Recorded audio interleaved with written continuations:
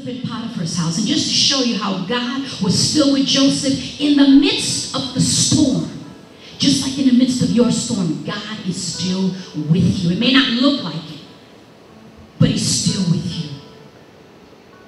Potiphar's just so amazed at this. He's just so excited about him that he puts him in charge over everything. He saw that God was with him, and he was like, okay, I'm going to put you in charge of everything in my house. But then Potiphar's wife tries to tempt him. Joseph was a good-looking guy, probably a model type. And the wife says, come to bed with me. And he's like, no.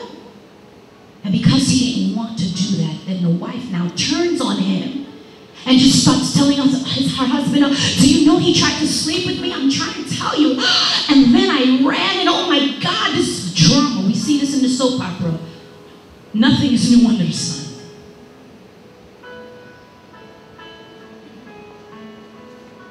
So what was the husband supposed to do? What was he supposed to do? That's his wife. You have to live with her. You're either going to do what she says, or she's going to be a dripping faucet. You have to be wise. So Joseph winds up in jail. Now, mind you, he wound up in jail. Talk about betrayal.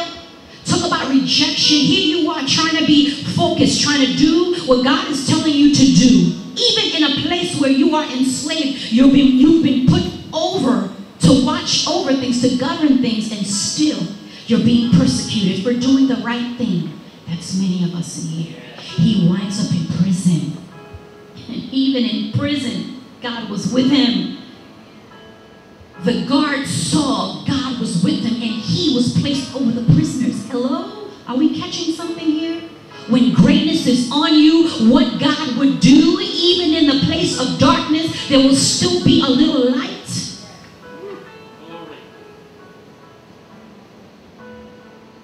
So there are two guys in the jail, cupbearer and the baker. They're like, I had these dreams. I heard you have dreams. And he broke down the dreams for them. And one of them was going to be, seated with Pharaoh. The other one was just going to get, just die in 3 days. But he told the cupbearer, I believe, he said, don't forget me.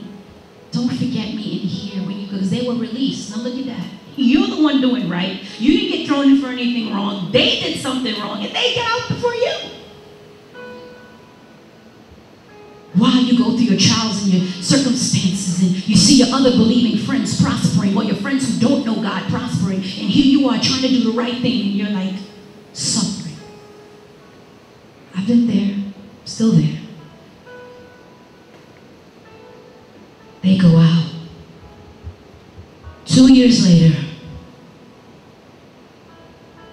Pharaoh has this dream about the 7 year of abundance and 7 year of famine. That was the interpretation, without going into any length. The chief cupbearer finally remembered. He said, there was somebody that knew how to interpret dreams, and let me tell you, he interpreted a dream for this guy, and that guy died, and he interpreted a dream that I was going to be like bumped in position, and I'm here. Pharaoh goes and sends for him. This is 13 years now. You didn't do anything. You were just being in God's will. Not understanding what God was doing. You wasn't trusting his hand, but you trusted his heart. This is what Joseph was doing. Now here it is. This all started with his family, the closest ones to him. Wasn't it the closest ones to Jesus that rejected him to the point where he couldn't even do miracles in his hometown? Your own family members will make you think that you're not anointed when you know God has already spoken to you. But here it is. Joseph goes and interprets Pharaoh's dreams. Next thing you know, he's a governor. Can you do that math for me? Because I can't do that math. So he's put in command. And here you go. You have this famine in the land now. Your brothers are starving. Your dad's starving. They think Joseph is dead. They don't know where he is at this point. Here it is. We're moving forward.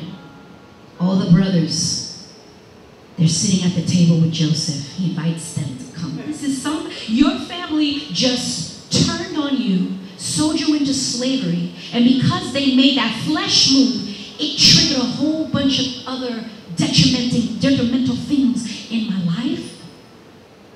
I know there's a famine in the land. When he saw his brothers, what did he do?